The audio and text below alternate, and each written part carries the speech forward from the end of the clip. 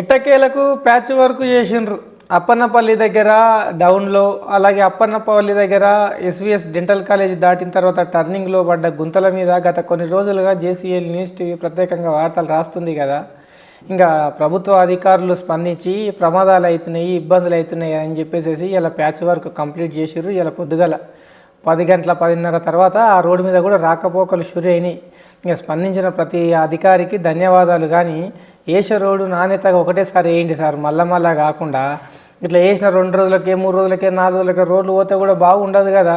ఇంకా ఆడ ఉండి అధికారిని అడిగాను, సారు తిరుమల హిల్స్ దగ్గర మయూరి పార్క్ దగ్గర అక్కడ మరి ఫుట్ఓవర్ బ్రిడ్జ్ లేదు, చాలా ఇబ్బంది అవుతుంది, ప్రమాదాలకు గురవుతున్నాయి అంటే జాతీయ రహదారి ప్రభుత్వానికి హ్యాండ్ ఓవర్ చేసేసింది అనుష ప్రాజెక్ట్ ప్రైవేట్ లిమిటెడ్.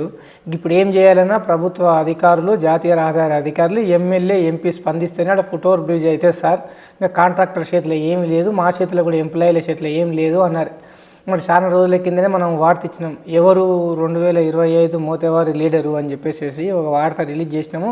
ఎమ్మెల్యేను ఎంపీని కూడా ఎన్ఎన్ శ్రీనివాసరెడ్డిని డీకే ఆర్న మేడం కలవడానికి ప్రయత్నం చేసినాం కానీ కలవలేదు.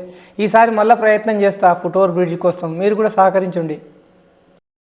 మీకు వార్త నచ్చితే షేర్, లైక్, కామెంటింగ్, సబ్స్క్రైబ్ తప్పకుండా చేస్తారు కదా.